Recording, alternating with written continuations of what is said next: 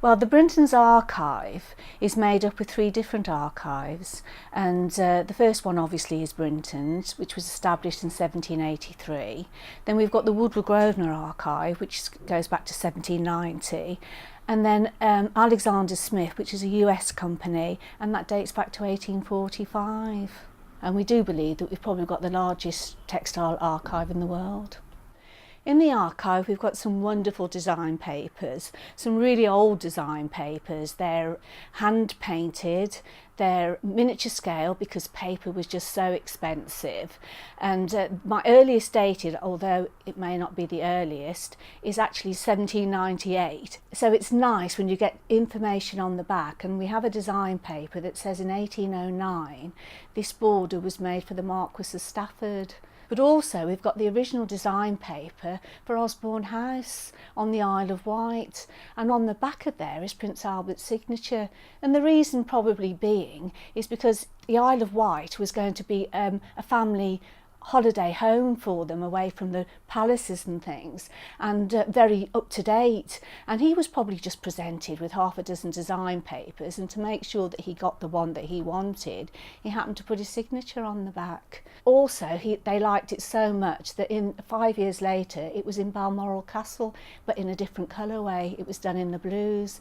I have the original design paper in the archive, and I also have the original handmade carpet, which would have been the first off the loom, which is what they did and still do today, is to check the pattern. We've got the design paper that went on the Queen Mary in 1935. Also, in America in the 1950s, there was a limited edition of a rug that Matisse designed called Mimosa. I'm constantly being asked to research different periods for projects that we work on globally.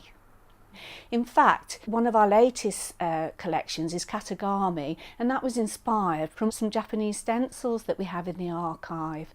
These date back to well over 100 years, and in fact we loan those to a museum in Japan. One of the projects that stand out for me is at Kew Palace.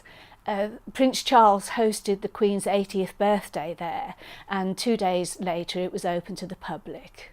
On a day-to-day basis, the archive is being used all the time, whether it be in sending design packages out to designers or even inspiration for our new collections.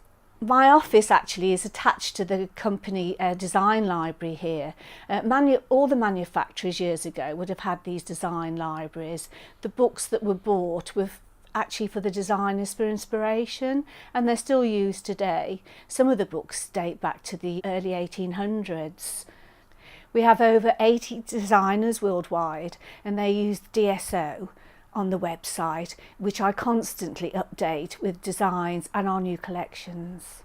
I have visitors to the archive from all over the world, and the thing that they most say to me is, "Yvonne, what a fabulous job." And yes, it is. I love it.